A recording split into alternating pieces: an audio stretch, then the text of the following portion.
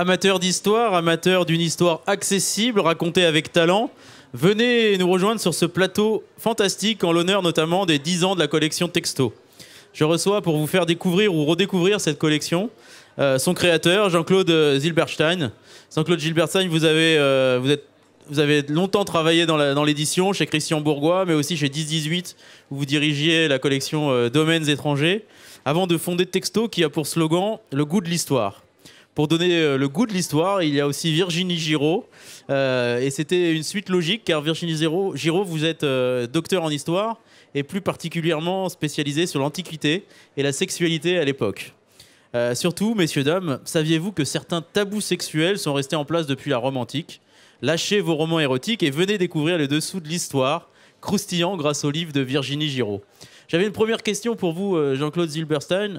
D'abord, pourquoi cette collection Texto et surtout pourquoi ce slogan du goût de l'histoire? Écoutez, je vais essayer de rester simple, parce que c'est Diderot, je crois, qui disait que la simplicité est un attribut de la beauté. Et puis, comme Vargas Llosa, je voyais ça dans un article récent du Point, je n'aime pas beaucoup les abstractions. La naissance de la collection est due à un concours de circonstances que je veux bien vous raconter, mais sans ça, j'ai toujours eu le domaine de l'histoire grâce plutôt à Alexandre Dumas. Je reste un lecteur passionné d'Alexandre Dumas. Ça a vraiment bercé toute mon adolescence et ça m'a donné le goût de cette histoire, grâce à laquelle, comme je l'avais dit, je crois, quand j'ai présenté la collection en 2007, oui, le temps passe vite, ça permet, je crois, de mieux savoir qui on est et où on en est en général.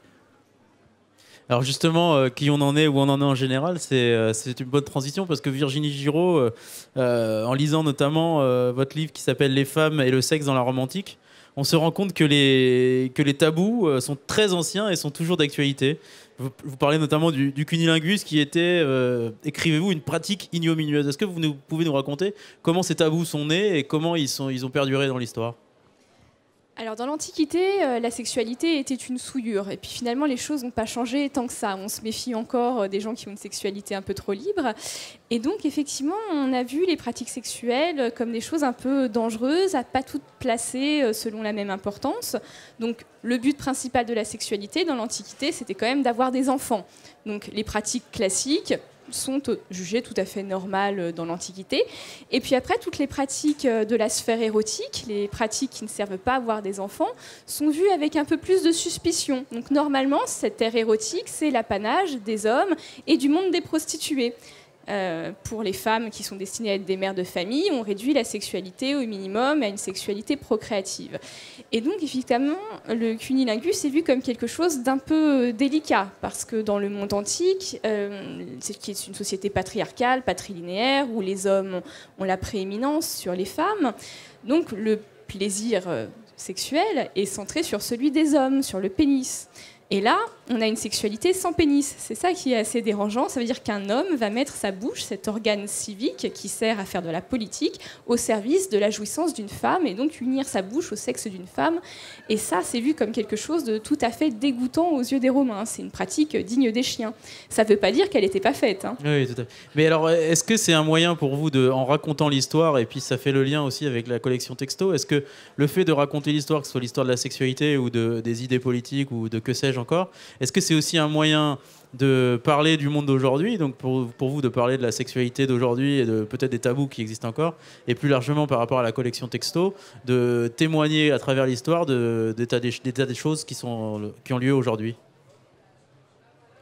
Je crois que c'est un aller-retour permanent entre le passé et aujourd'hui, tout simplement. Oui, et puis de la même manière, comprendre l'histoire, comprendre le passé, c'est comprendre comment s'est formée notre société aujourd'hui. Donc pour moi, étudier la place des femmes dans l'Antiquité, c'était comprendre quelle était encore aujourd'hui la place des femmes dans notre propre société, ce qui avait évolué et ce qui au fond ne changeait pas beaucoup.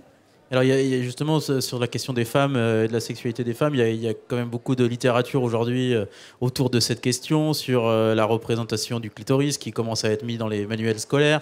Alors, est-ce que finalement, les tabous dont vous parlez sont encore ancrés dans notre société, ou est-ce que vous avez l'impression qu'on va vers une société où définitivement les tabous sont abolis ? Alors je crois que ça c'est une illusion, le fait de croire que les tabous sont abolis. Quand on voit par exemple dans les magazines féminins des titres d'articles qui disent qu'il faut être une princesse le jour et une salope la nuit, on est tout à fait dans la pensée des poètes antiques tels que Martial qui disait qu'il voulait une Lucrèce le jour et une Lamia la nuit, ce qui est la même chose dit avec des mots plus sympathiques et d'autres images mythologiques. Mais l'image de la femme fondamentalement ne change pas dans notre société. Il y a encore une dichotomie très prégnante entre la maman d'un côté et la putain de l'autre. Ça c'est une question vraiment pour tous les deux. Qu'est-ce qui fait selon vous un bon livre d'histoire ? C'est quoi un bon livre d'histoire, Jean-Claude Zilberstein ? Bon, d'abord, c'est un livre qu'on lit en entier, déjà. Et écoutez, d'une façon générale, je me considère comme un propagandiste de la lecture, parce que je pense que la lecture est à la source de l'esprit critique, et que l'esprit critique est la chose, si on peut appeler ça une chose, qui fait de nous de véritables citoyens. Et j'ai longtemps plaidé, c'est mon côté avocat, pour le livre, outil de liberté, comme disait Guéhenno, mais aussi outil de réussite professionnelle. J'ai toujours été convaincu, même si j'en ai pas fait l'expérience moi-même, que dans un entretien d'embauche entre quelqu'un qui lit et quelqu'un qui lit pas, il n'y a pas photo. Et alors justement, pourquoi ? Qu'est-ce qui selon vous, fait la différence ? Parce que ça enrichit considérablement ce qu'on a dans la tête. Écoutez, moi, je suis un vieux monsieur, je suis plutôt content de ma vie. Si j'en suis content, c'est parce que j'ai beaucoup lu. C'est un beau message. Et alors, pour vous, Virginie, qu'est-ce qui fait un bon livre d'histoire ? Pour moi, un bon livre d'histoire, c'est un livre sur lequel je ne m'endors pas à la page 2. Donc je fais en sorte... En tout cas, les vôtres, on ne s'endort pas à la page 2, on les lit vraiment de manière comme des romans, quoi, vraiment, réellement. Voilà. Pour moi, un bon livre d'histoire, c'est un livre qui se lit comme un roman, tout en donnant effectivement un esprit critique, des références aux sources, quelque chose qui rend accessible la culture d'élite, finalement, à tout un chacun. Et c'est ça que je voulais faire, c'était transmettre cette passion que j'avais pour l'histoire et montrer à quel point elle était passionnante, pour que je tombe plus sur des gens qui me disent « Oh, je détestais l'histoire quand j'étais à l'école. » Non, l'histoire, c'est passionnant et c'est ça que j'ai envie de transmettre. Dernière petite question un peu traditionnelle du salon, vu que c'est les monstres sacrés cette année.